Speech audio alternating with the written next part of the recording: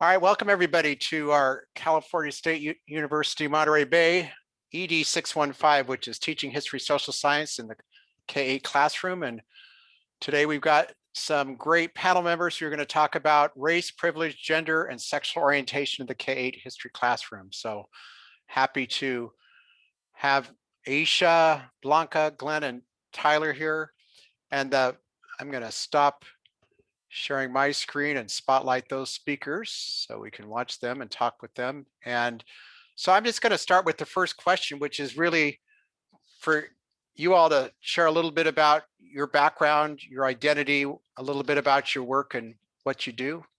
And why don't we start with Glenn, and then we can go from Glenn to Blanca to Tyler, and then hopefully Isha will be here by then. And then we've got some students here that are going to ask other questions. So I'll let you all talk. All right. Thanks, Rob, for having us here. It's great to see the panelists again. We've done this a few times now, so we should be getting really good at it by now. But not with this many people. Oh, my goodness. It's great to see everyone here. So I'm a 64-year-old. I'm a career educator by marriage, which means my wife taught for 35 years. She taught special education, kindergarten, second grade, first grade, and third grade. I have a bachelor's degree in psychology from UC Riverside, which is where I met Rob. I have a master's degree in business, an MBA from UCLA. And I retired in 2016 after a career in financial planning and analysis. 26 years in the corporate world, and 6 years, my final 6 years of my career were at UCLA in higher education, doing finance for the campus there. I currently live in Cerritos, and I was raised in Southern California. I am a third generation American of Japanese descent. And in my world, that's called a sansei. My maternal and paternal grandparents were the ones who emigrated from Japan, and they were called the Issei.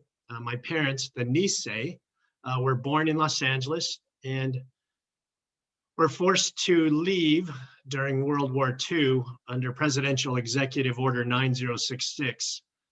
They were forced to leave Los Angeles and were sent to prison camps, which we've euphemistically called internment camps or relocation centers. And they were sent there solely because of their ancestry. My father's family was sent to Jerome, Arkansas.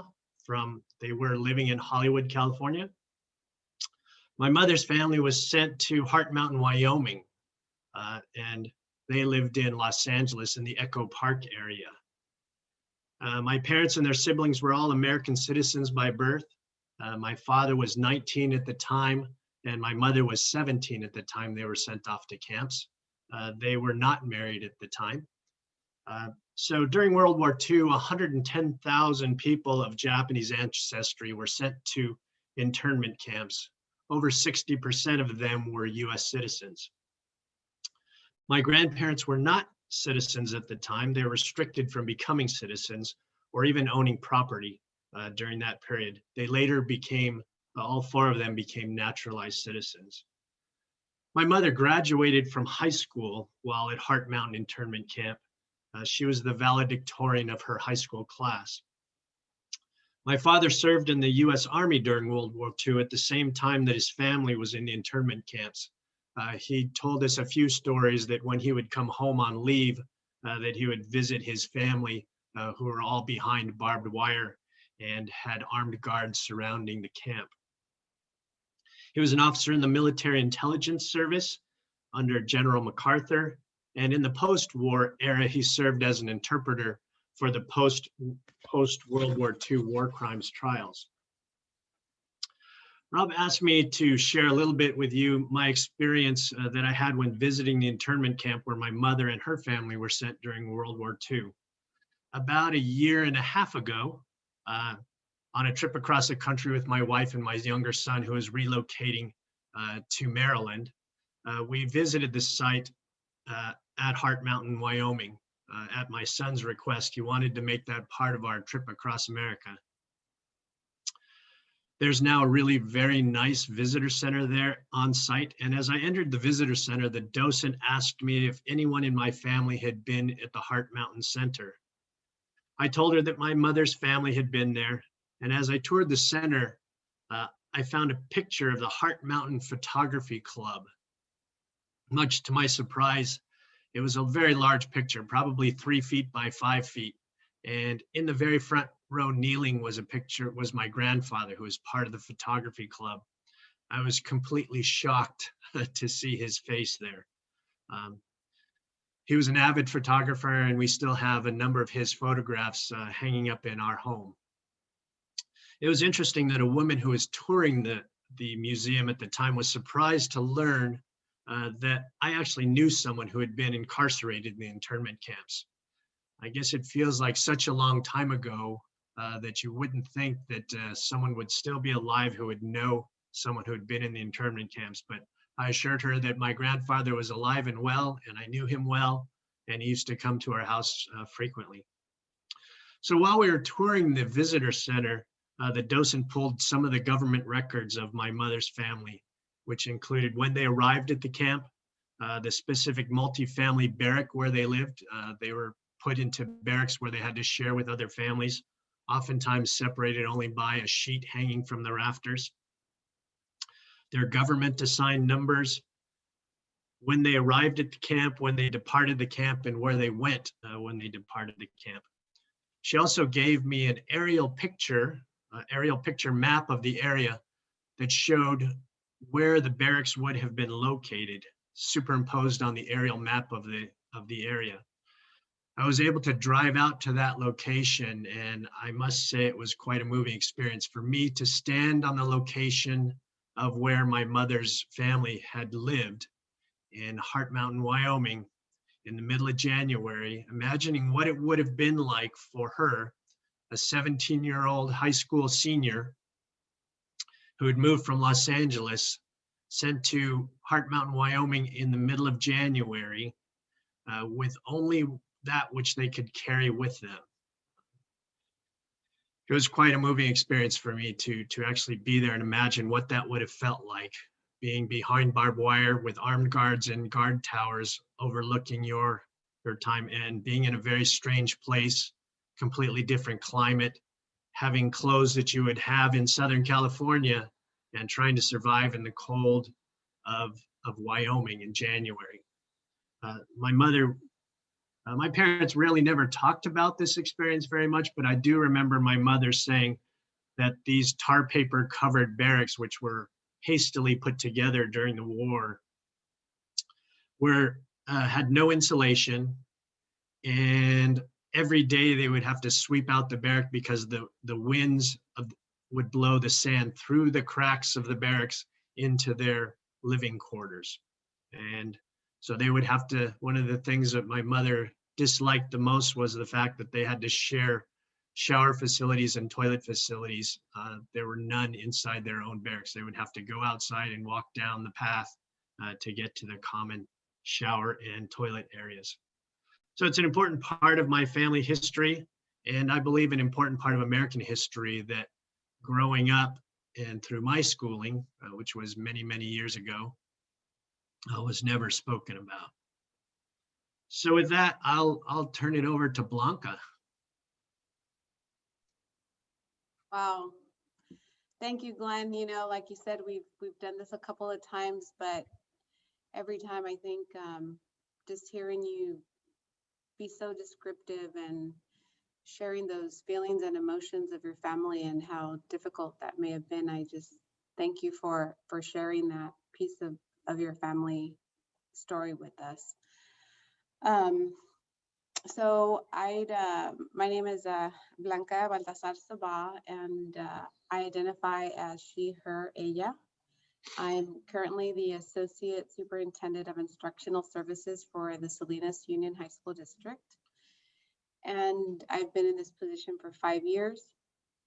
A little bit about my background. I received my doctorate from San Jose State University. I was part of their first cohort.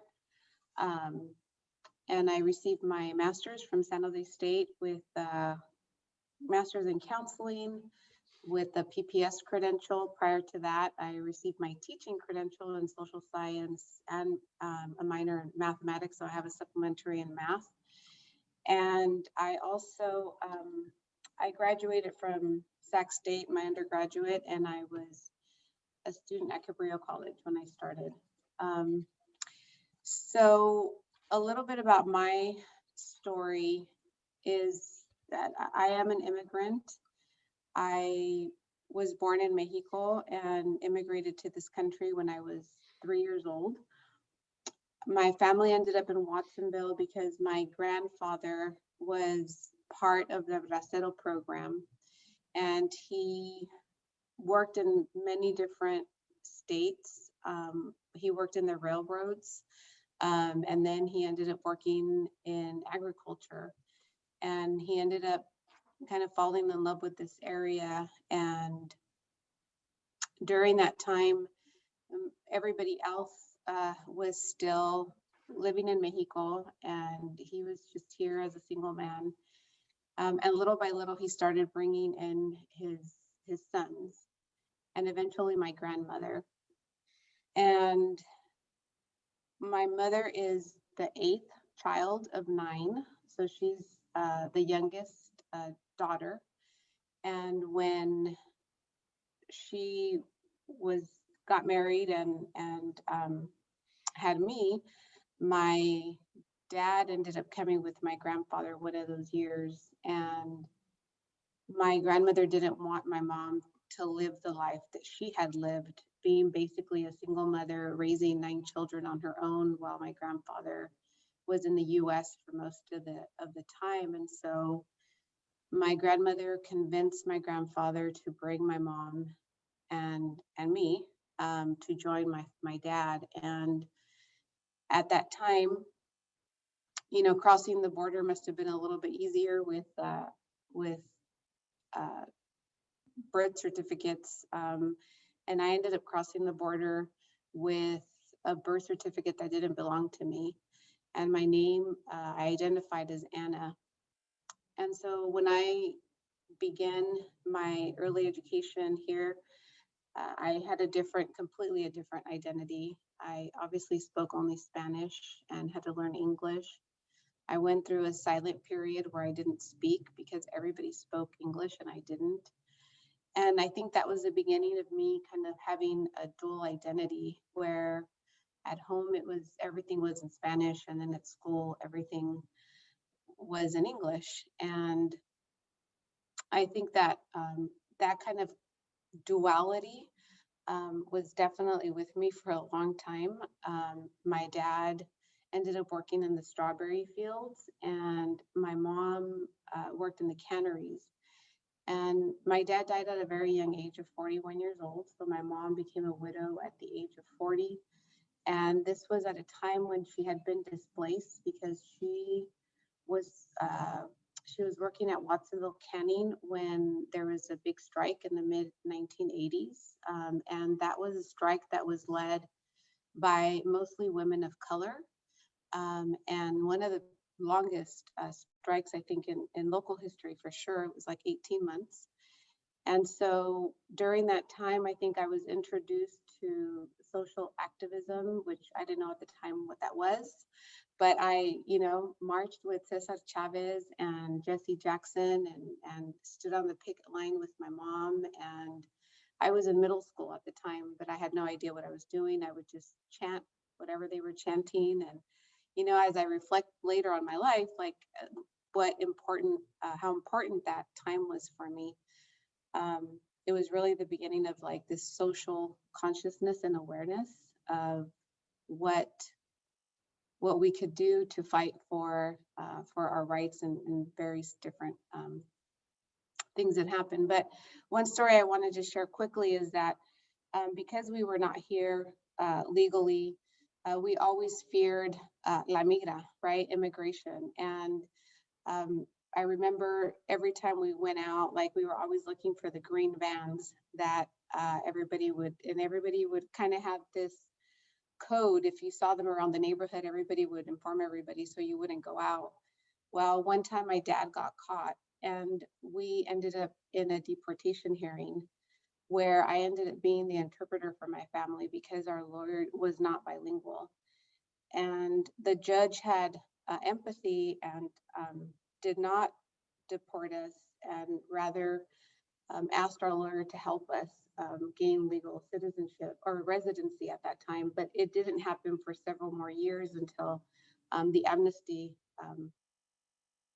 program came into effect when through Ronald Reagan. And I actually didn't become a legal resident until I was a sophomore in high school. And so I would have been one of those dreamers, nowadays, right? And it wasn't until I was at the university that I became a U.S. citizen.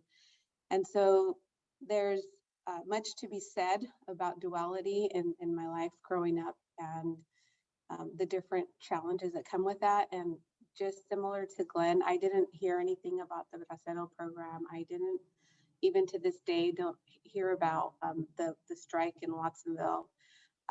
So growing up, I didn't see myself in the history curriculum, nor was I asked about what I had to contribute or my history when I was growing up in school. And with that, I'd like to introduce Tyler. Thank you. Okay, well, it's hard to go after that. Like Glenn shared at the beginning, we've done this a couple of times with each other, and hearing everybody's stories each time, there's like little nuggets that are different, and it kind of just helps me add to the history and the experience of the different individuals that are on the panel with me today. And Blanca, I mean, it is interesting to see how you would have been what is today a dreamer, and how from one administration to the next, things like that can get pulled out from underneath a whole segment of our population.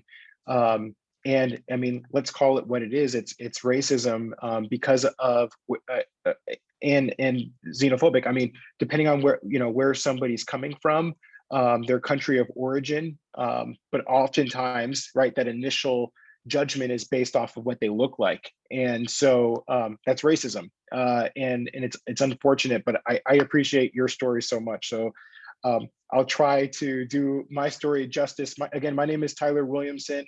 I am a council member in the city of Monterey. I was elected in 2018. By the way, I use he, him, his pronouns.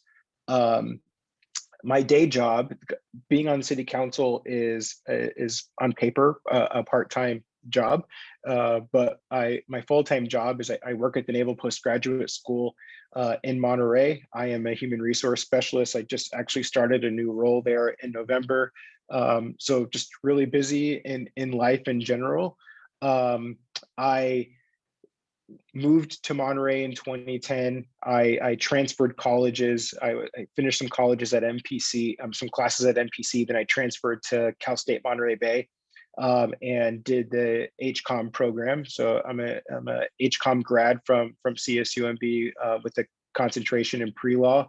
And then after I finished that, because I work at MPS, they allow the staff there to take classes. So was super excited to sign up for classes there, and am weeks away from graduating with my MBA. So I'm super excited about that. So that's a little bit of background as far as work in school goes.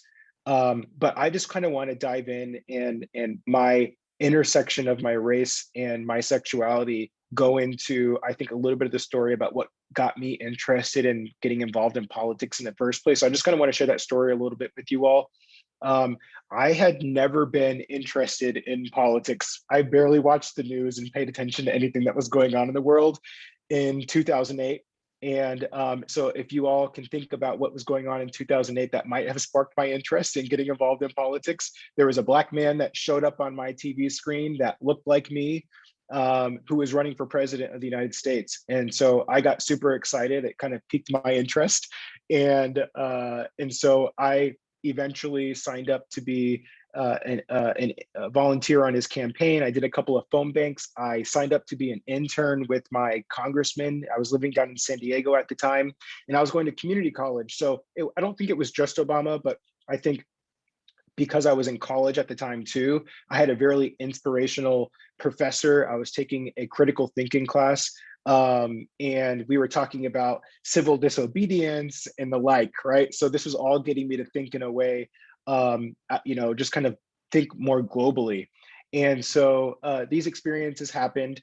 Again, I did some phone banking for Obama. I didn't get involved as much as I wanted to in 2008. So I committed myself that when 2012 came around and he was up for re-election, I would step up and get more involved. So 2012 came around. I signed up for a fellowship program on his campaign website in April of 2012. And then I got accepted into that, went to some training. They tasked me with coming back to Monterey County and creating the first neighborhood team within the county. So I came back, I created the team, I put that together. And within 3 weeks, I mean, the team grew quickly. They ended up offering me a position on the campaign. So I ended up agreeing to do that. And I was responsible for the campaign headquarters out of the San Francisco office. And so it was, super awesome. I mean, if you can imagine, like, this is my life hero, and I'm now leading his headquarters out of San Francisco. But the thing is that up to this point in my life, I am in the closet. I'm not out. I identify as gay now, but at the time I was even having trouble coming out to myself. And so, just to describe the stress that I was under through this experience, I helped find the headquarters. My boss ended up making the call at the end of the day. They put the office smack dab in the middle of the Castro. And so there's these ceiling to floor windows, and I'm just seeing these beautiful men walk by all day. and so it was just really difficult for me to kind of figure that part out. I had some interns. They helped me figure out how to come out to myself and come out to my family. And so I'm just really thankful for Obama just because of that experience that I was able to have during his campaign. So obviously his campaign ended, it was successful. So I was really glad to be part of a winning team. But one of the things that's interesting about the Obama campaign is it's based on community organizing. So I brought those community organizing skills that I learned during the Obama campaign and brought those back down to Monterey, where I helped co-found Monterey Peninsula Pride. So there hasn't been a pride in the region for over a decade. And we didn't want to only find a way of celebrating the queer community on the peninsula, but we also wanted to find a way of providing resources to these individuals.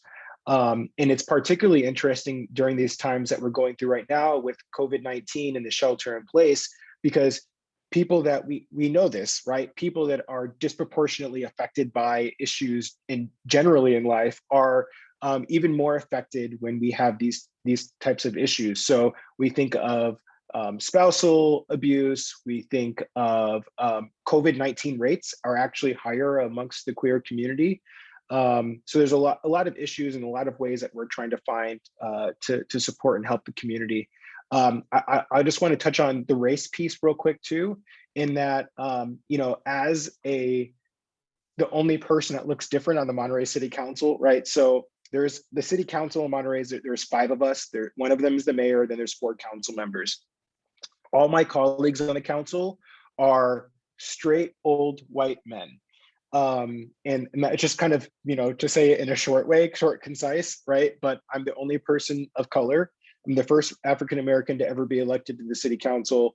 I'm the first openly queer person to be elected to the city council, and the youngest person to ever be elected to the city council. And so there's a lot of pressure, a lot of people coming to me with thinking that I can be the person that they use as a vehicle to try to fight for the various issues that we're trying to work on in the community. Yeah, it's a heavy burden, but it fuels why I signed up for it in the first place, right? Like I'm in this to be a voice for those in the community that don't normally have a voice. And there's been a lot of issues mainly focused around housing that I've been working on. And, I can talk more about that. But one last story regarding my experience and how race is touches on that. By the way, a town that has 85% population white people. So I think that's an important element. But I have a lot of connections around the city. And there's these things in Monterey called neighborhood associations, something unique that most communities don't have. So each neighborhood association has a president, and they have these neighborhood president association meetings. So they were having one of these things. I knew somebody that was in one of these discussions that's really close with me, one of my largest supporters in the community. And somebody else in the room said, well, if Tyler would just stop talking so much during council meetings, we can get things done. So what's interesting about it is, he's kind of a little bit more conservative than me. I know the guy, and it's not that I talk a lot during council meetings. It's just, I think he's not happy with what I say. He doesn't tend to agree with the things that I'm trying to fight for. But there are some racial undertones, I think, with that. And I've had personal interactions with him in the community, and I felt them. And so there's a whole conversation to be had about how to respond to these types of things, but they're very real and valid, and they live in this existence that we all have today, when a lot of people think that, we've moved so far ahead. And I'll acknowledge that there has been a lot of progress, but there's still so much work to do. So anyways, I'll stop there because I'm talking too much, and I will pass it to my good friend, Aisha. Hello. Thank you so much, Tyler. I do always enjoy hearing. I think no matter how many times we do this, I hear more about my colleagues on the panel, and I truly enjoy that. Hello, everyone. My name is Aisha. My legal name is Erica. I go by my Muslim name, Aisha. My last name is Chavez. It's Chavez with an R, because when my family emigrated, they were trying to anglicize themselves. They added an R and put on French airs. And so I think due in part to that, I didn't really get to have a really big connection to my Latinx roots until I was older, and I met, and I moved to California and met a lot more people who really helped me embrace that. I still think I struggle a lot with imposter syndrome, but I'm working on it. I grew up half with my mom in Idaho and half with my two dads here in California. When I was in elementary school, my dad came out and moved to Santa Cruz, where he met my other dad. They met in Santa Cruz, fell in love here, and eventually got married here when it was finally legal after 2 decades of being together. And I think when I was younger, that was actually probably one of the things that set me aside.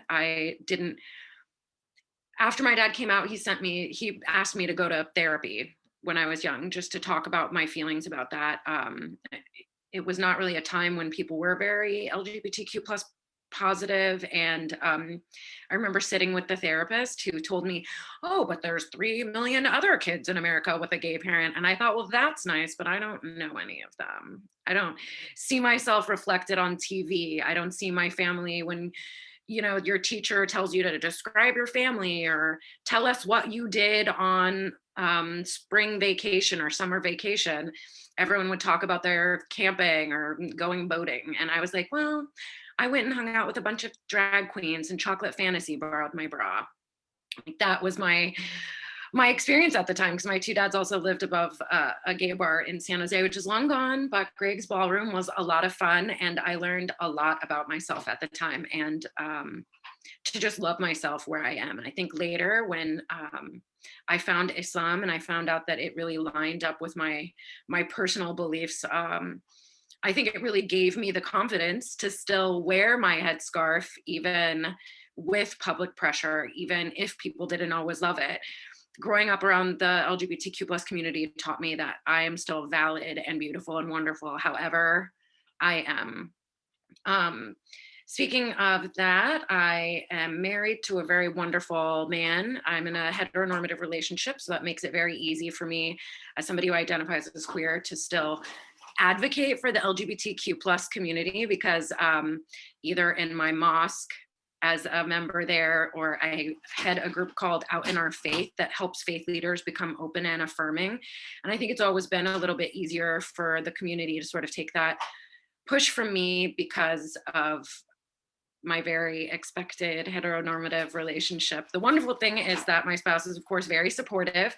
I gave him lots of important tests before we got engaged to see where he stood on everything. He joins us at Pride. He loves my two dads. He loves my trans family members. And that's what really matters to me. But when I grew up, I didn't know anybody like that. And I honestly kind of doubted that I would meet somebody who grew up Muslim and had those same values. And I found out later that that was really biased of me to think that, because I've been around the world and I've met, my degree is from Portland State University in Community Development in Arabic. And after I graduated, I went and did a Fulbright to research women's leadership and social change in Abu Dhabi, which is the capital of the United Arab Emirates. And I met a lot of LGBTQ plus folks whose family knew about them, who were out to their selective group of people. When we told my husband's family about my dad, they were very happy for me and my dad. I couldn't come back home the day that my two dads got married. And I ended up telling my brother-in-law that's why I looked sad that day. And he said, oh, I hope he's married to a very wonderful woman. And I was like, actually, he's marrying a man. And he was like, well, then blessings to both of the men in your life, you know? And I think that sometimes growing up around religious people, having not understood me when I was younger, I carried that into my life and didn't expect that always from the Muslim community, but people have always kind of made me proud. When it comes to Muslim students, I do want to mention that, someday I hope that we have kids who go to schools around here and that they feel supported. But I want to remind folks as future teachers or current teachers that Muslim kids in America are bullied a lot. When they do studies in California, they find that 40% of students report being bullied on a regular basis for being Muslim, and that even includes teachers. So we can do a lot as adults in people's life to just support them existing as they are by also validating who they are and I think supporting that and not standing for bias that happens all around us sometimes, even if it's microaggressions. That's most of sort of my introduction. I really appreciate you all being here, and as future teachers, you're bringing up the minds that will someday lead us, and hopefully lead us from the beginning, like young Tyler over here, the youngest person on Monterey's city council. There's so much to do out there. Yeah, congratulations on your MBA too. Thank you, Rob, for inviting me. And I'm not sure who I'm supposed to pass it to now. Yeah, I didn't tell you that. So we've got some other questions, and I'm going to bring all the panel members into the center here. And Rosa's going to ask our next question here. Give me 1 second, Rosa.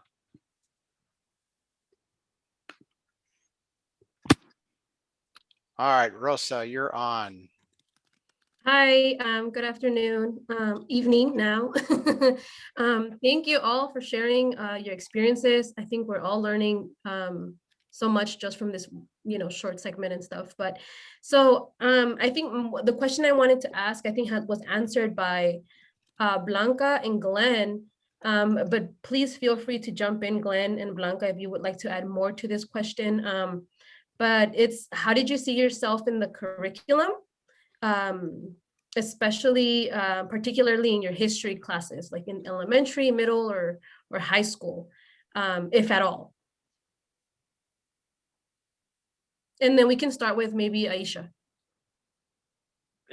I think that history is such a good point to start when it comes to LGBTQ plus representation, because so many times in my life, particularly working with people of faith and acceptance, I often hear folks reflect back to me that they feel like this is a new thing that's happening and people are being influenced, by what they see on TV or, I don't know, rap videos, or they list all sorts of interesting things.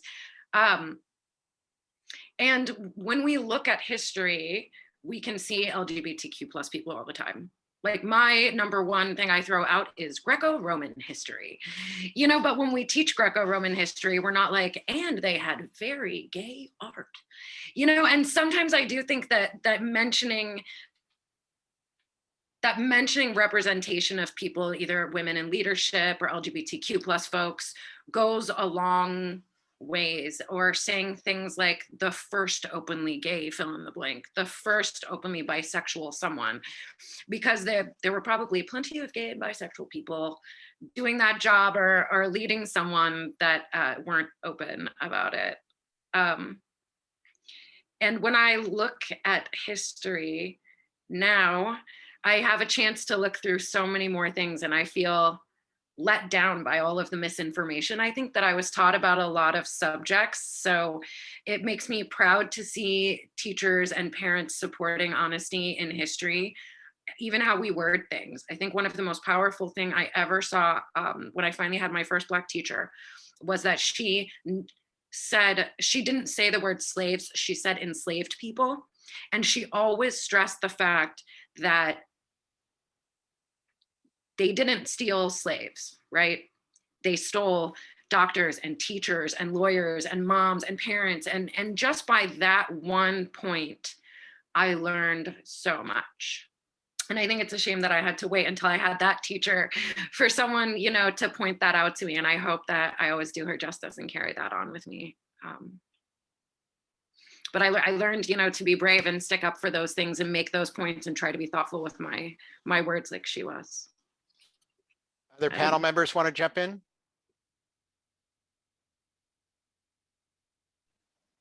You know, I'll just jump in and share it. I think a really important element, right? I described that experience of how when Obama was running, I had a professor in college. That class was critical thinking. And this is such an important thing that needs to be leveraged in all classrooms at all age levels, right? How do you get the students to think for themselves in a way that allows them to, right, live life as an adult, thinking in the world with these kind of tools in their tool belt. So like how these things are done in the classroom from my experience in classes is you ask kind of leading questions and you get them to discover, right, these things for themselves. So I just kind of wanted to throw that out because critical thinking is such an important tool, particularly these days where, you know, multiple questions, you know, for a test, and right, there's not a lot of, I don't think, critical thinking in there, but when you can create a dialogue and allow people to have a conversation back and forth with each other and get, so one of the professors that I had when I was at CSUMB, David Reichard. So it was amazing what he did in the classroom.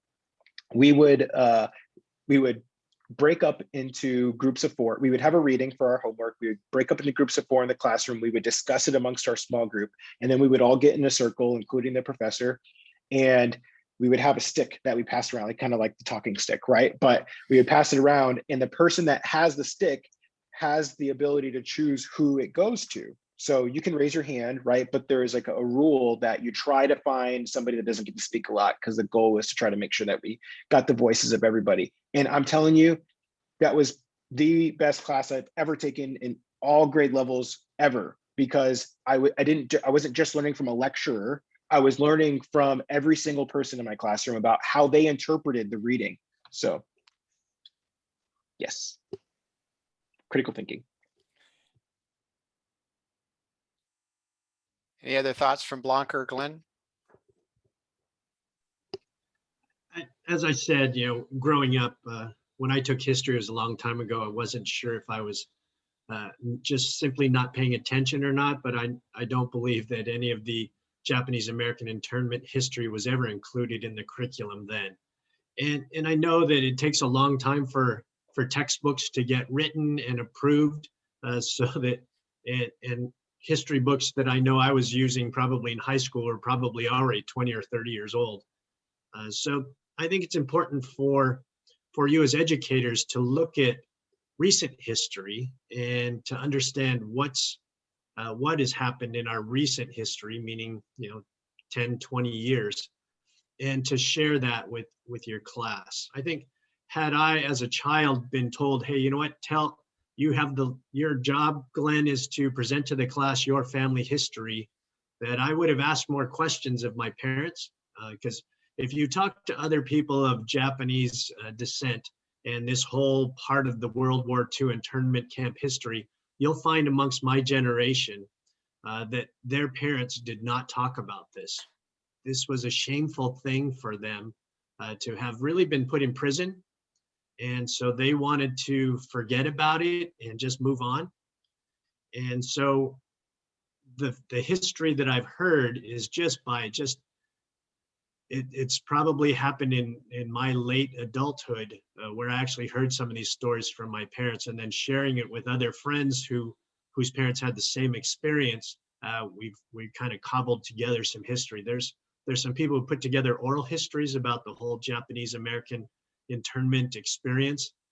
And there's a Japanese American National Museum in Los Angeles that has that history. So I've spent some time there learning more about what that experience might have been for my parents, because they rarely ever talk about it. And my grandparents never talked about it. And I think I would just add, like I mentioned before, I did not, in elementary school or middle school or high school for that matter, I don't remember any history that was shared that had to do with anybody that looked like me, or even about the contributions of immigrants, coming from, let's just say, well, Mexico is North America, but even Mexico or South America or anybody, right? So there was nobody ever mentioned in my schooling. And I mean, it's been 30 years since I graduated from high school, so you could do the math. But I will say that I have two children, a fifth grader and a freshman, and I have seen in both of them that it is changing in elementary schools. There are more perspectives being taught. It's not, there's more choice about what and how you want to research. For example, the one I always bring up in fourth grade is the missions, and the different perspectives. My son, the one that's a freshman, when he was in fourth grade, he did a two-voice poem instead of building a mission, and he did the perspective of those that were being, totally having colonized, right? Changing their religion, changing who they are, being ashamed and all that, and of the conquistadores. And it was a really powerful poem from a fourth grader, listening to having learned the different perspectives, right? But the fact that his teacher gave all students an option to do 5 different things they could do in order for them to show mastery of that standard was really powerful. So it gives me hope that, we are changing things, and that we are bringing multiple perspectives into the history. So even though I didn't have that experience, my children are having that experience.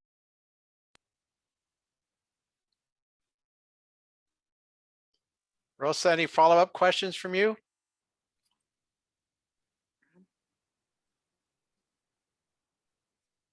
Then we'll move on to Mario, who's got the next question.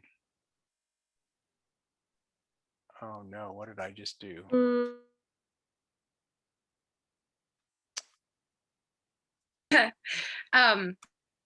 Your conversation and Blanca bringing up sort of how our stories are told really reminded me of how much we grow up, we all find things, that we don't know, and we learn how many things we don't know in the world. But traveling and living in other places, I felt really insufficient in the history that I was taught in the world, because I didn't learn about these great Arab thinkers or wonderful, very famous travelers from Asia who traveled the world and brought their culture along the famous spice route. Or there was so much going on in the world, and all I learned was like this bland Eurocentric version of everything. So I'm glad to see that we're branching out. But I think that was one of the things I noticed most when I met people from across the world and lived in places that were very diverse, just how much we really focus on just like the North American continent. Great, Mario, you've got the next question. Hello, everyone. Thank you once again for coming and taking the time to share your experiences and your expertise with us. I'm sure this information will be very helpful for us as we're still trying to learn our ways into the teaching world. So regarding that, I would like to start this conversation with Blanca, but I'm gonna try to jam these two questions to one to this discussion. So as future educators, there will be times when we're going to be teaching something that might conflict with the family's beliefs. So what advice would you give us as future educators to address these conflicts, and how can we better educate parents to learn more about topics like race, privilege, uh, uh, sexuality, and their orientation? Thank you, Mario. So I would say that, you know, in my role as an administrator, and I oversee instructional services, we definitely we do have a policy, right, a board policy around controversial topics.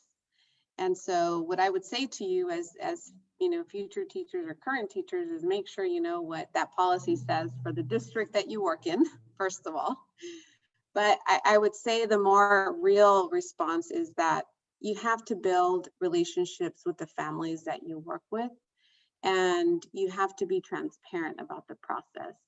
So, you know, Rob was very instrumental in our district in incorporating and helping us incorporate curriculum, the LGBTQ curriculum, into our social studies curriculum. And when we knew that there were going to be some families and perhaps even some of our teachers that were not comfortable with teaching the subject, right? So we had to make sure that we provided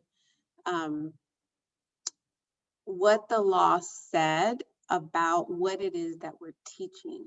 So we're not teaching or promoting a lifestyle. We are teaching the contributions of different people in history.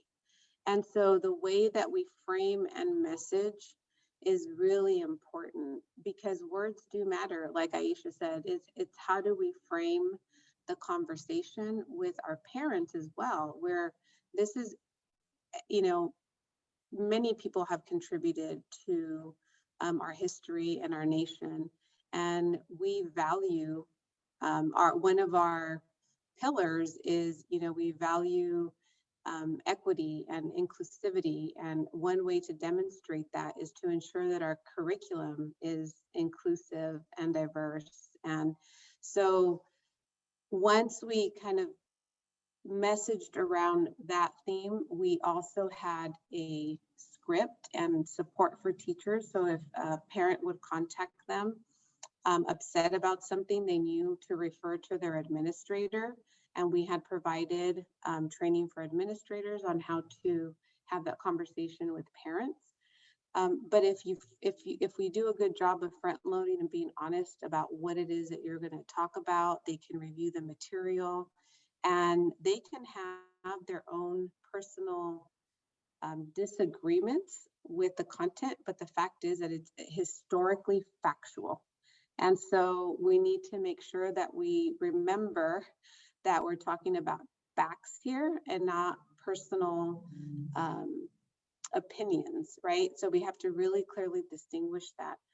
And providing support for you as teachers is so important, because you also have to know how to handle students, because this could bring triggers to students, because maybe there's somebody in the classroom that for the first time they're going to feel a connection, or they're going to feel that, oh my gosh, like maybe they're going to start questioning their own identity, right? And so how do you as a teacher, how are you prepared to help that student?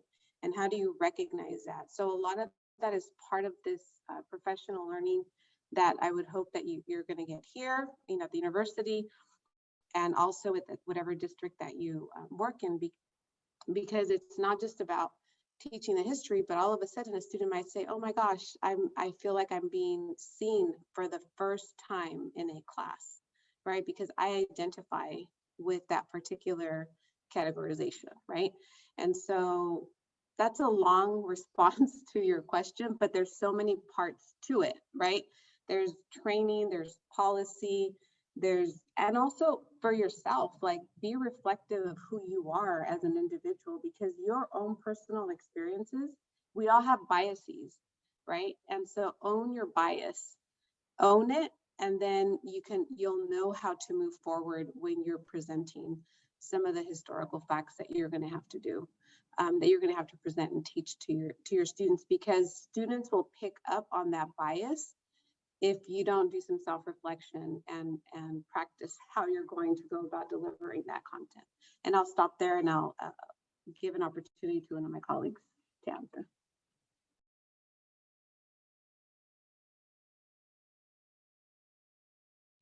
I think she said it all. So I think she did a phenomenal job at answering your question. I loved how you pointed out, Blanca, that by teaching history, it teaches so much. I mean, just that is at the end of the day, when this LGBTQ plus curriculum was introduced, it's history.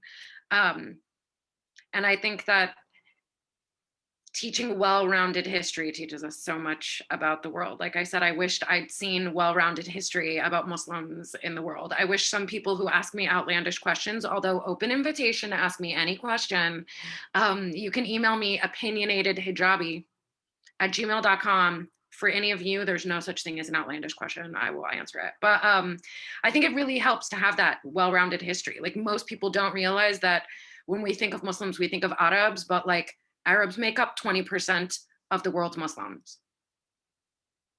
You know, and maybe if I'd had better history, I wouldn't have had to wait until I was a new Muslim to figure that out.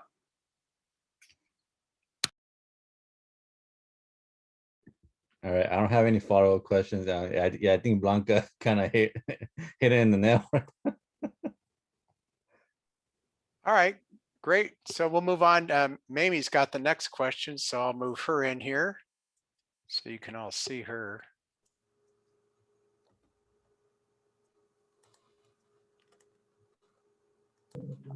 All right, Mamie, you're on. Okay. Hello, everyone, and thank you again for being here and giving us your time, sharing your personal stories with us. And it's just nice to hear everyone's personal stories. It's not every day that we get to sit down and just listen to personal stories of different backgrounds and different lives. And I appreciate having you all here. One of my questions was kind of repetitive to what you guys have already been talking about. So I kind of changed it up a little bit while you guys were answering the other questions. So the question is going to be kind of like a two-part. What would you have liked to seen in the curriculum when you were a student, which some of you guys kind of have touched on already. But the other part of it is, how do you feel that having those items in the curriculum would have impacted your childhood? So what would you have liked to see when you were a student and in any grade, K through 8, and how do you think it would have impacted your childhood? And we'll start off with Tyler. Okay, thank you. By the way, I'm in love with the Baby Yoda in the background, so thank you for that. Yeah, so you know, so Aisha kind of actually touched on this a little bit earlier, right? Particularly around sexuality, but I specifically remember when we were talking about LGBTQ history, it was like half of a page in the history book. When I was going to school. So by the way, I graduated high school in 2005. So just to give a little bit of context of me going through grade school, but half of a page, and it was like, you know, Stonewall. I mean, it was like a quick kind of like blip, and then we kind of moved on to the next subject. And it wasn't a space to create really a reflective moment for myself or any of my you know, heterosexual classmates or any of the other, you know, queer classmates that could have been in the class. We didn't really get that opportunity to understand how queerness fit into history. And so I'm glad to see that the state is moving in a direction to put pressure on school districts to incorporate queer history in the classroom. But I could say the same thing for African American history.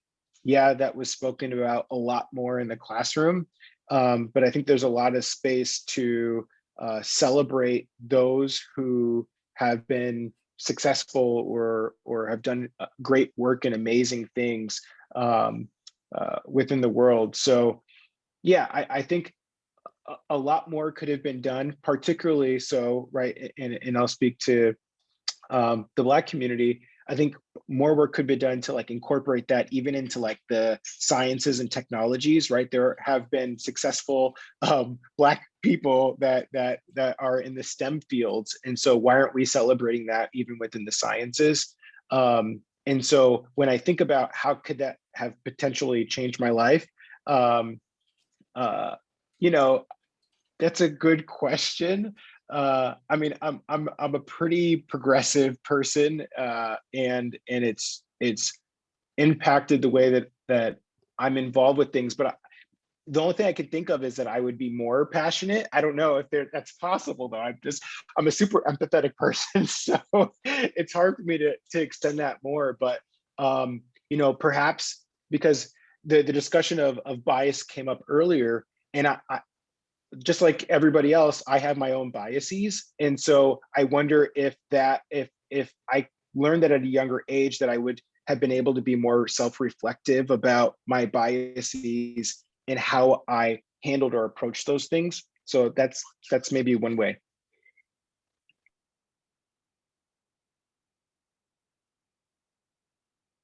And then whoever would like to take the floor next, go right on.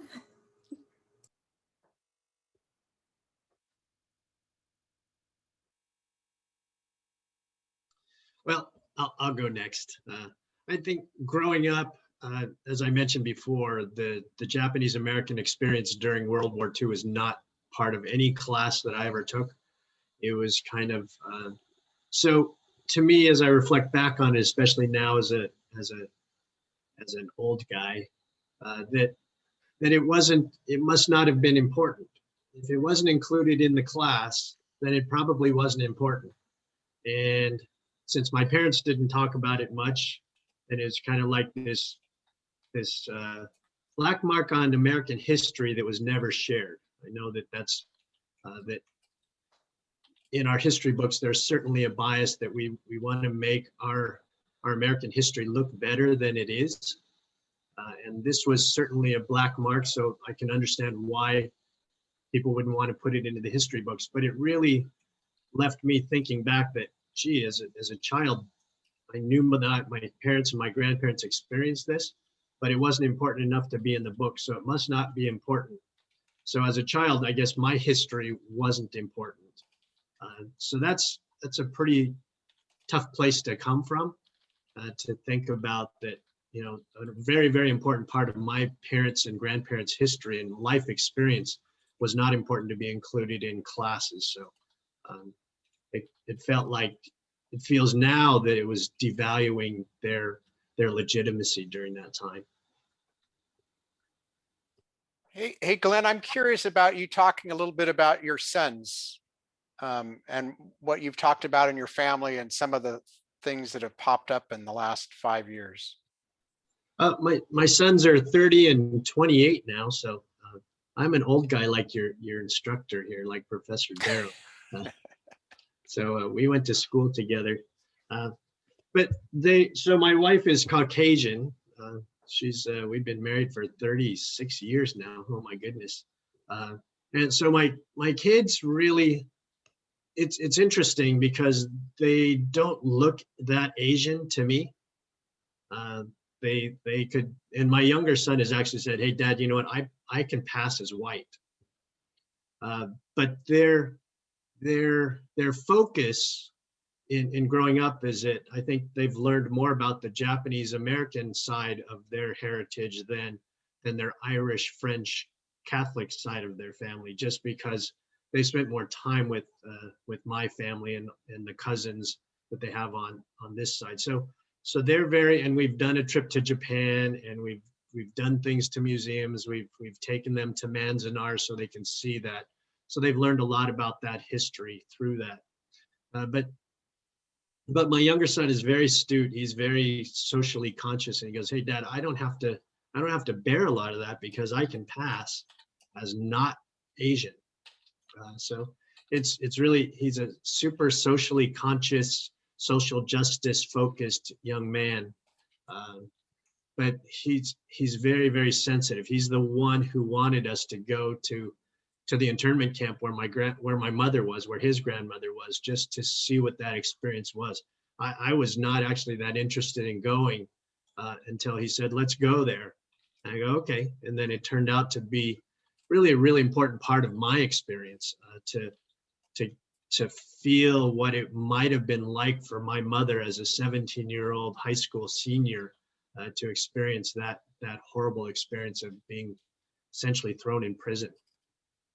So I don't know, Rob, does that kind of get at what you were driving at? You and I known each other for a long time. Was there something else you wanted me to talk about? Oh, no, I think that's it. And I'll just say that I remember when I visited Glenn's parents' house and saw framed on their wall the reparations document that, the US did at one point, which has also influenced me as far as my belief in reparations.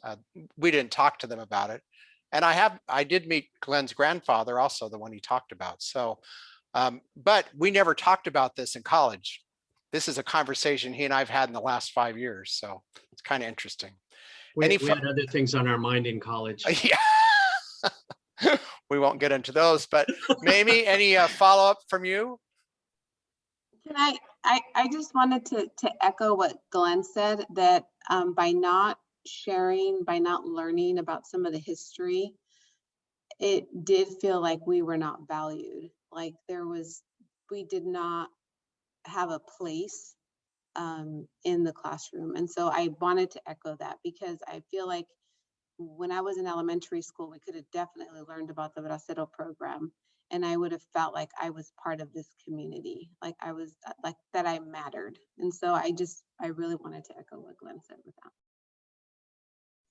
So I don't know if I've said this already in this discussion, because we've had this discussion a bunch of times, but one of the thoughts as you future educators get into the classroom is that maybe you have each student do a lesson on their family history, and that could bring these various diverse approaches to history into the classroom. And it would also, had I done that, had I been assigned that as an elementary school or middle school or high school student, I may have been forced to talk to my parents more about this experience and could have learned more about that.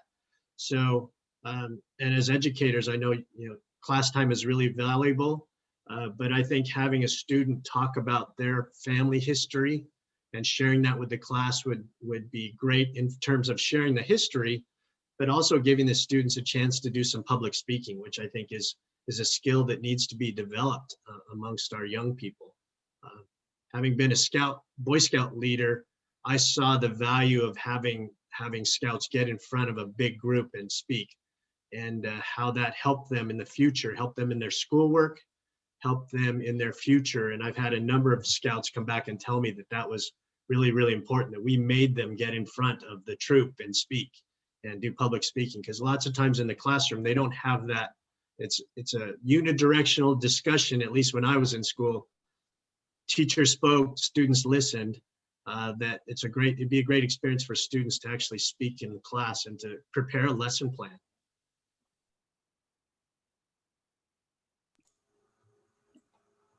Before maybe we move on to the next question, when I think of all the things that I wish I'd seen when I was in school, I think I would have liked to have seen representation or acknowledgement of the non-nuclear family or non-traditional families, because that wasn't just me with two dads. There was also somebody who was raised by their grandma and somebody who's raised by a single mom and all of those things. And so often when we talk about families, we make it very like there's a mom and there's a dad and you have kids. So I do really value when we again, when we choose the words that are inclusive, to remember that gender or families aren't really just like one single choice. And I really wish that I'd learned a lot more about the history of the rest of the world. Like I stated, I'm still very salty about that. That and all of the misinformation. Like even when somebody says missions, I get triggered all over again with how mad I was when I finally found out later, you know, that the little cardboard mission house I made was really not true to life. So I really appreciate all the educators out there doing some work to teach honesty out there. Thank you.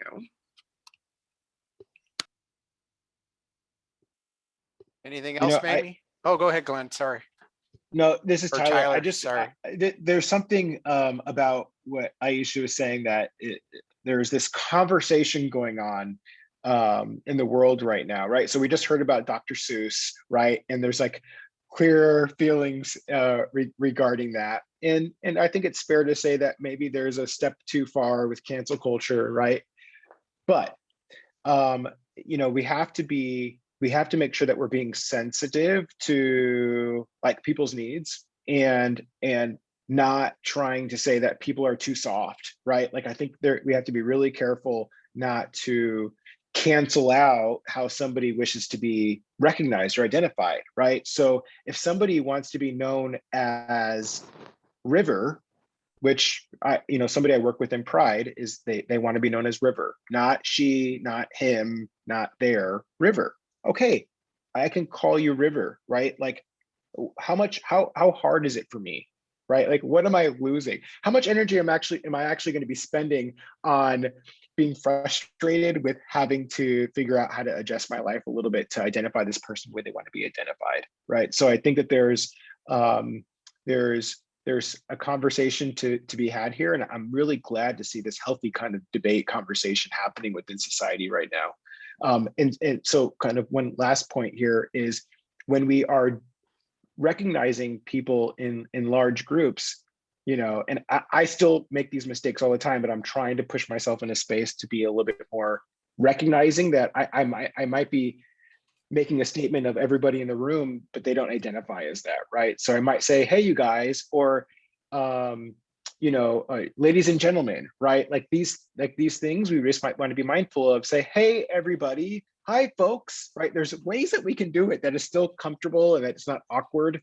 And so I think it's just something to be mindful of especially when you're in the classroom. And okay, ladies and gentlemen, it's time to put your pens and pencils down, or whatever it might be. So I'll stop there.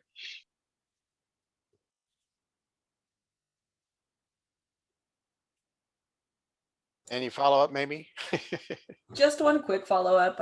If any of you can remember a time like growing up that you were put into a situation, whether it was discrimination or bullying, that you think like a more inclusive curriculum could have stopped from happening, could have just gave more awareness to all of the students.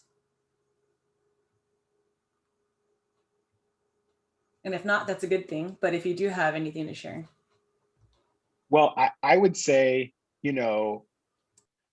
it's interesting to see how even administrators or faculty members play a role in it, right? So I think of, like in my high school days, I think of how some of the athletic teacher, the coaches, right, were part of that same culture of bullying. And so absolutely, I think if it was integrated into the curriculum, it could make the world, it could save people's lives.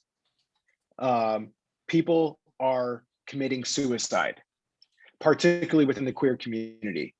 So this truly can save lives. And that's why the work that you all are doing is so important. Oh, Tyler, why'd you have to bring up suicide? I had to take off my glasses. My eyes are watering. That's very true. The first time I watched some of my peers get bullied for being gay on a bus is like how my best friends and I became best friends, because she would not put up with that. She stood up to the jocks who were doing that. She stood up to them. That person is good and out right now, but our other friend at that time, she committed suicide in high school because of how people used to treat her. And I can think of at least 3 people that I knew at that time that aren't with us anymore. And it happens all the time. So I think that being that person that teacher that doesn't put up with homophobic comments and really makes a huge difference. And sometimes it's simple things like a pin that I like to wear everywhere. I mean, I wear it more now because we wear masks and you kind of can't like see too much about our personality, but I like to show my support for my trans siblings out there, or having a poster up in my office and different things that folks know that you're a safe person to go to with those problems. It really does save lives. Yeah, I would say that the importance of understanding the concept of social constructs and how social constructs really who sets them, who sets them and why. And I thought back when you mentioned that, maybe I thought back when I was in 4th grade, and it didn't happen to me, but to a friend who actually is my best friend and my comadre.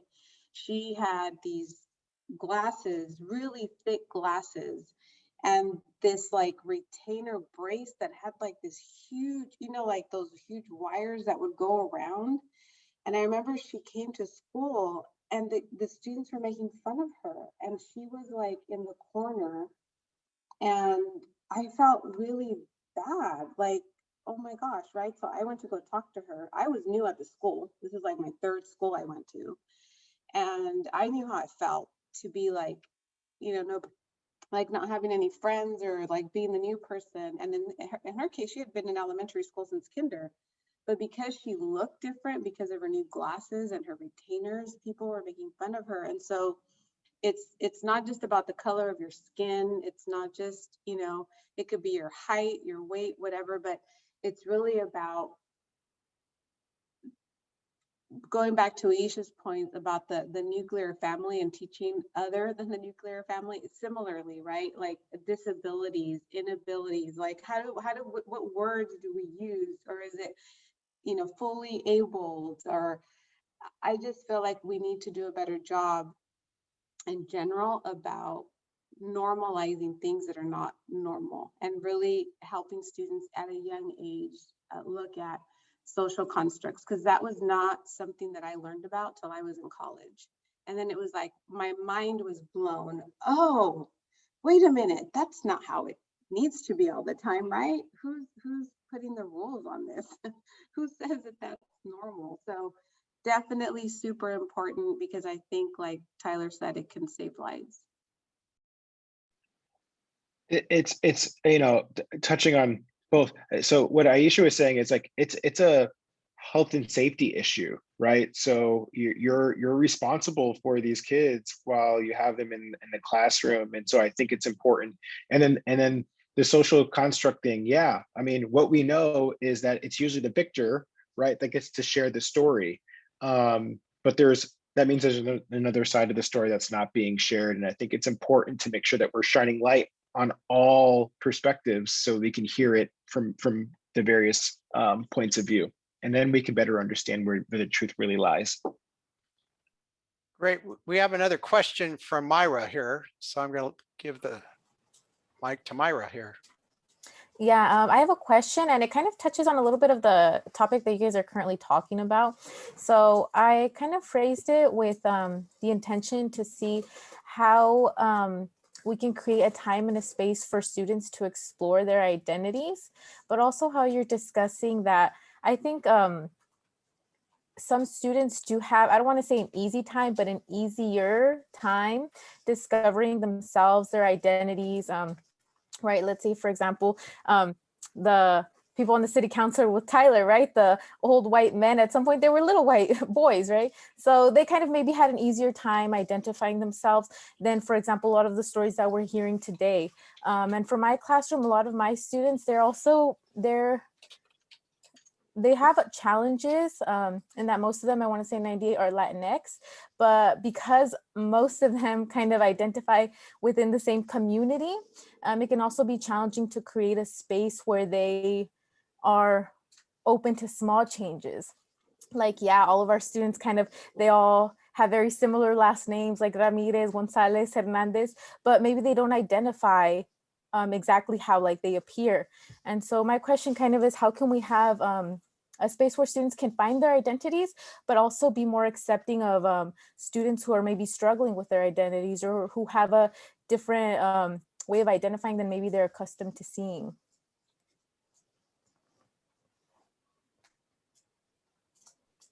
So this is very personal for me because I go back to my experience of growing up as a closeted gay person.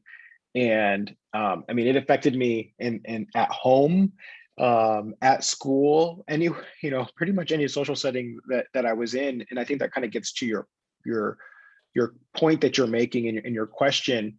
You know, some people might have very accepting parents, and so they don't have to struggle with that at home, right? It's a lot easier to be who you are, and that transfers over to school, right? And you might get bullied, but you're still going to be comfortable with who you are because you've grown up knowing that you can be whoever you want to be, right? So not everybody has that, and it is a struggle. And I think that an important, I think, message for those that aren't struggling as much is just having those kind of ways of checking in with their classmates, you know, reaching out to somebody who maybe they wouldn't normally reach out to, because you know, I can guarantee you that everybody in the classroom is a beautiful person, right?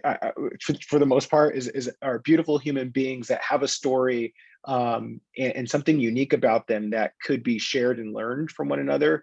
I think a thing to avoid, though, is pressuring somebody to be what you think they are, right? So I got pressured a lot when I was in school, like, why don't you just like come out? Like, you know, we know you're gay, right? And I'm not even out to myself. Like, I'm struggling mentally, and now you're trying to tell me I'm something that I'm not even accepting myself. You're putting pressure on me that's not necessary, right? Like, that's something for me to discover my thing, and it's my path to figure that out. But being supportive, and if you're seeing that, you know, I'm struggling in some way, well, find a way to help me like get to maybe a professional so that I can, you know, talk to somebody about whatever that experience is that I'm going through, or maybe walk me to my next class if I, you know, feel uncomfortable walking from one class to the next. You know, there's things that that folks can do to be supportive. It's a struggle, and I think the job that you all are doing or are going into is a thankless job, because you have such a huge effect on these kids' lives, and it's hard to give maybe all the focus that you want to give on to all these individuals, because you have to deal with all of them all at the same time. So yeah, I'll end there, and I'm interested in hearing the other folks' thoughts. I was going to say that I think the first thing that's really important in creating that space is building trust with your students. And in order to build trust, you have to be vulnerable yourself. And you need to be willing and able to share part of your story and part of your struggle. Because if students know when you genuinely care about them, and the way that you do that is by being vulnerable, right? You're the teacher, and sometimes, you know, the expectation is you know everything. You know, you're like, we look up to you, you can't make a mistake. You know, when I taught, I told my students, I'm going to make mistakes. I'm not going to know everything. I'm going to learn from you. We're going to learn from each other. That is what teaching and learning. We're in the classroom to teach and learn from each other. You're going to learn from your peers. You know, I'm just here as a facilitator of the learning, but we're all in this together, right? And so really, so that's number one, is building that relationship, trust, being vulnerable. And then also, depending on the age, right, is just making sure that you start by building rapport with things that are at the surface, and you start very slow so that eventually you can go a little bit deeper. Because you should also think about having counselors ready for when things come up, that they're able to speak to somebody one-on-one. You know, and this is probably when they're more in middle school than in elementary, but it could be in elementary. You never know, right? Like my dad passed away when he was 41. My sister was, 9 years old. My brother was 12. They handled it very different. But they were having a conversation about strawberries, and my sister just broke out and nobody knew why, right? Because my dad worked in the strawberries, right? And so there's different things that are going to come up for children. And so the more that you get to know them, as an adult in my job with the people that I supervise directly, I always have a connecting activity. I'm constantly building relationships with the people I work with, because as associate superintendent, regardless of your position, right, building trust is super important. And the more you do that throughout the year, it's not a one and done activity. You're going to be building that trust and rapport throughout the year, and they will come back and remember you for that. So that's what I would have to say for creating spaces. And it's not a one-time activity. You're going to do it every day for 180 days. So I think we have one more question, and then I'll let you all kind of do your final comments. And Rosa's going to come back in, and I'm going to let her come back in and share that last question. Thank you. So I want to read the question kind of just as it is, since it was asked by someone in our class. I don't want to alter it in any way, but it refers back to, and I think Blanca touched on this a little bit earlier, but it goes back to family and building those relationships. So the question says, how do we bring up social issues that might cause conflict with family beliefs? My co-teacher says it is best not to approach social issues such as marriage equality because it's our credentials on the line. Could addressing social issues cause us problems with administration? And then I don't, and I also want to add one more question at the end about on that is, so there's a lot of work that goes into sort of reinventing or creating or adjusting the curriculum that these social justice domains that we're learning all about, to include the social justice domains that we're learning all about. And so it's an effort, it's a collaborative effort, administration wise and teachers wise and grade level wise. How do we as individuals, as single teachers in our classroom can start? How do we start? And I think maybe that's a good way to end it. But just going back to that initial question, yeah, how can we could addressing social issues cause us problems with administration? I'll stop there.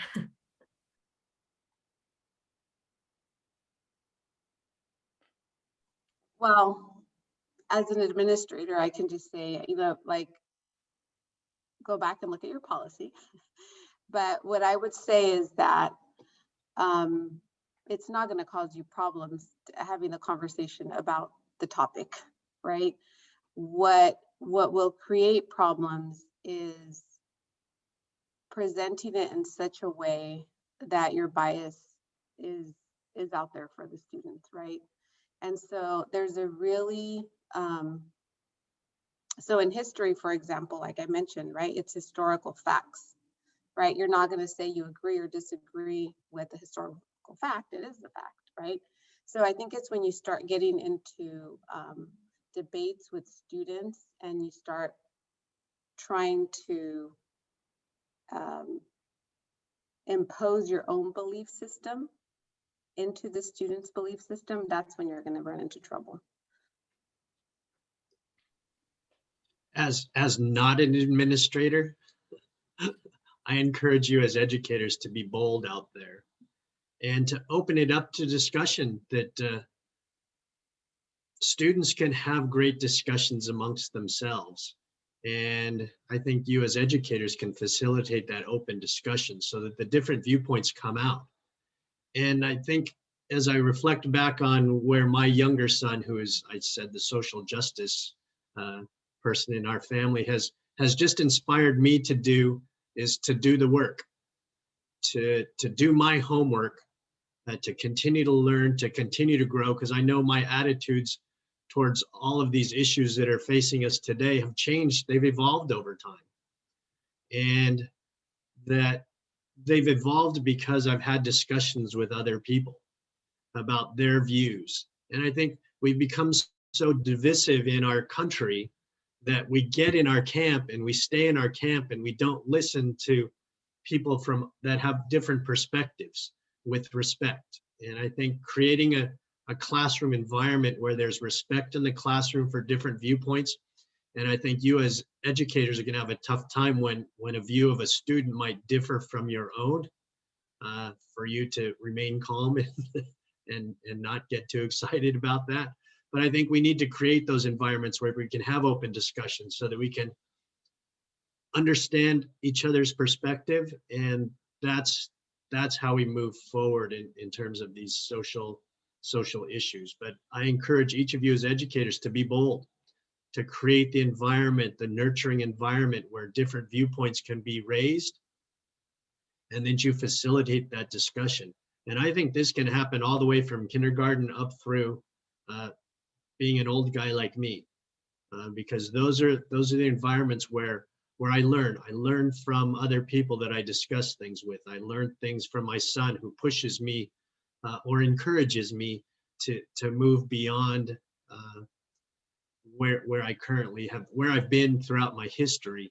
And it's been a great learning experience. I'm learning every day. My attitudes that I had in college are so different than the attitudes that I have now, just because of the experiences I've had with other people and the discussions that I've had with other people. So creating that environment where you can have those open discussions, a supportive discussion. And I would imagine that can get tough because bullying is so prevalent in the classroom that you're going to have to create an environment where if someone shares something that doesn't become a target for them to be bullied. So that's going to be a difficult balance to strike. But I encourage each of you to be bold out there, to challenge your, Tyler mentioned critical thinking, to challenge everything that you believe. And man, through the reading I've been doing lately, it's challenging beliefs that I've had my whole life and getting me to think a little bit differently. But critical thinking and questioning, what did your parents teach you? What did your teachers teach you? Going back and looking at history and looking at it from a different perspective. I think that's really key, is to get each individual to think critically about each of these historical subjects or political situations that we have in our country and in our world, is to really critically think about what are your values and how do you apply those to the situations. If I could just jump in, and I know Rob, you're trying to get us to wrap up, so maybe what I can Oh, do no, is start. keep going. We got another Okay. 45 minutes in this class if you all want to stick around. The students are going to be here. So I was just going to say, I think it's important to do kind of your homework, right? And don't make an assumption that I'm a social activist, I get it, right? I'm woke. You can't make an assumption. There's conversation still going on, like the conversation that we've been having today. We all have our biases. So how do we continue to pull those layers back and better understand about how we treat and interact with other human beings just in general? And there is amazing people that I work with in the community that focus on social justice, equity. And so one of them is working with a team of folks from across the country, and they've developed this great online program. It's called Educators for Equity and Justice. So I'm not a marketer for them, but I love what they're doing. So I'm going to post the link to what they to their program in the chat. And it's a great thing to just share with the school districts that you might be working for, right? And make it a program that's available for all educators, because this is a great way of people just doing some self-reflection and better understanding about how do you create equity and justice in the classroom as a teacher. And it's really much focused on teachers. So I think there's a great opportunity there. But explore, learn, find those opportunities to find better yourself. Great. So why don't we just give you all, a few minutes for your final words of wisdom, thoughts, reflections on this panel. We've all been together a couple times in the last week. So Blanca, why don't I let you finish things out, and then we'll go to Glenn, and then Aisha, and then Tyler can finish up at the very end. Thank you, Rob. So first, before I forget, I wanted to say this at the beginning. Happy International Women's Day. So we are celebrating that today. So before I forget, I'd like to close today. We've been talking a lot about our own biases, and I would urge you to continue to explore your own identity, and how your own personal and lived experiences have shaped the teacher and the person that you are today. Because the more we reflect, the more intentional we become when we're designing lessons that are to be inclusive of the diverse population of our students we have. So the more we become comfortable with who we are, the more comfortable we are going to be when we're delivering these types of lessons. And the second thing I'll leave you with is, don't judge a book by its cover, right? So when our children come in to the classroom, do not believe everything that's written in their cume from the previous teacher. Get to know them first. My fourth grade teacher changed the trajectory of my life because she didn't adhere to what was in my cume about me just being a chatterbox and not paying attention in class. And rather, she got to know me and got to know my learning style and how I learned. And so it really made me engage more in education after fourth grade. And as I think of my own children and their identity, they both have Arabic first names and last names. However, they're both bilingual. Their first language is Spanish. And my mother-in-law would say she didn't want us to give them Arabic names because of how they would be treated because of the country in which we live. And my partner and I, really wanted them to have Arabic names so long as you could pronounce them in Spanish, because that was important to me, for my grandmother, for her to be able to pronounce her names. And so really get to know your students, and the pronunciation of their names is so important.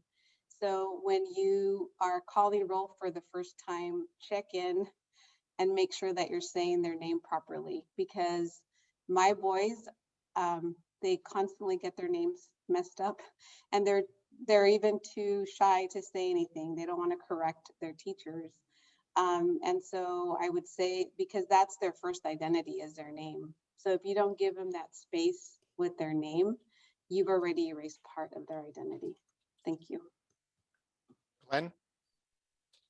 Well, Blanca, the name thing with the last name of Nishibayashi, it's pretty intimidating for a lot of teachers. So I can absolutely relate to that. So in closing, I just want to thank all of you for choosing this as your profession. Having been married to an educator for a career, I see the value of what you're doing and the importance of what you're doing in establishing the trajectory of our world. Your ability to inspire young people to be lifelong learners, to be critical thinkers, is crucial, because I think some of the ills of our society today are because of the fact that people are not critical thinkers, that they listen to what they hear on their choice of media, and they don't even think about what that really means. They just take it and listen to the TV or the radio or the podcast, and they don't think about what they're hearing, that they don't challenge that. That as teachers, I know that you want nice order in your classroom, but I think it's important for students to be able to challenge the teacher every once in a while and be open to that, so that you can teach them that it's okay for them to question, because that's how you really learn. But the notion of critical thinking, the open classroom, you will create that environment. And I know that, you know, my wife still has adults talking to her this day about how important it was to have her as a teacher, where they felt comfortable and loved by her. So good luck in your careers. I wish you all the best. And don't forget about us retirees. We're happy to come into classrooms and come and teach. Rob got to see me dressed up as Zero the Hero one year. So don't count out those retirees. We have time and we have the energy to come into the classroom and share stories with you, or even read stories with your students. So good luck in your careers. I wish you all the best. You guys have the most important job that I can think of. Isha? I absolutely second what Glenn said about teachers. I'm truly appreciative to everybody who chooses this as a career. And it's wonderful to see so many people interested in equity and diversity and teaching those subjects. I do hope that when you go out and you teach in the world, if you end up having some Muslim students in there, that you are kind to them during Ramadan. So many Muslim students. I also teach Sunday school at our local mosque when it's not COVID years. And it means a lot to students when their teachers know it's Ramadan, or let them help make special arrangements for them to sit in the library instead of watching their classmates eat right in front of them because we fast during Ramadan. So just taking those extra steps to know your students and know what's going on with them in their life, or honoring who they are, their two dads, or their Latinx and their out of background. It really means a lot, I think, to the other students who see you honoring them as well for their difference. Thank you so much, Rob, for calling us all in. And I do hope that I get to see you all in person someday. So I have the pleasure of picking off of everything that everybody already said in that. I'll start off by saying how important self-care is. You need to take care of yourself. And I think it's important to acknowledge that every single one of us, every single human on this planet is going through something as we're dealing with this pandemic. Whether they want to accept it or not, there is something that is happening to our mental capacity to be able to handle. Now, some people may be able to handle it better than others, but the fact of the matter is that we're in this together. So I think it's important to recognize that you're not alone. There's resources out there and available, but take care of yourself, because by you focusing on yourself and that self-care, you're going to be able to be the best, put the best you forward for your students, which is such a critically important role and task that you bear. I do want to touch on something that Glenn was saying too in regards to social media. I mean, I think we see it. I'm not sure how many of you have seen these charts, but I'm sure most of you have seen these charts where we look at the polarization of our politics, of our society over the last several decades, and it just becomes these, right, like decades ago it was kind of like this more of a blended space. You had blue and red, but there was this space in the middle. And as social media has taken over and consumed so many of our lives, you just see these darker blue and reds and very little of this, if any at all, of this kind of hybrid color in the middle. Because when we're consuming social media, right, these companies have control over the content that we're viewing. So we think that we are controlling it by what we like, the pages that we like, but it really shapes us. And so I think it's important for this conversation about critical thinking. This is a very important moment in time for students to put their technology away perhaps for a second and have a dialogue where they're learning from one another and not being put into this space that's already predefined for them and giving them information. So it's really important work. And I'll end with that you all are doing the most important social good that I can think of. You know, educating young folks to continue the future generations on continuing human civilization. I mean, right, it kind of sounds a little bit cheesy, but it's so true. And you're not just educating, but you're being a role model. You're influencing these youth in large ways. And sometimes a lot of these kids have parents that work multiple jobs and that don't have a good education themselves and aren't able to provide perhaps all the needs that these students should have. So not to put it all on you, but you have a big job ahead of you. And I just thank you from the bottom of my heart for what you're stepping up to do, because it is a thankless job for sure. So thank you all for choosing this career. You might be teaching my kids someday. So thank you. Right on. All right. Thanks, Tyler, Isha, Glenn, and Blanca. For this class, I'm going to stop the recording just to stop that.